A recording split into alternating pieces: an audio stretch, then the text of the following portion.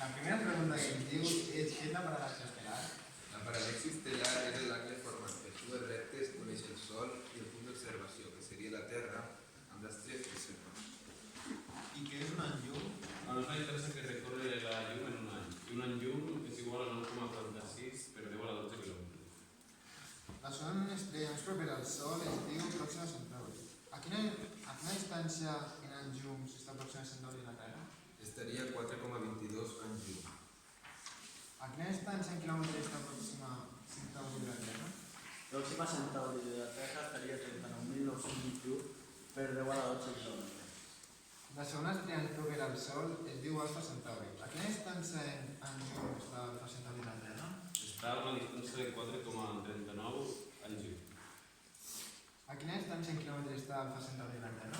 Alfa Centauri de la Terra està a 41.529 per 10 a la 12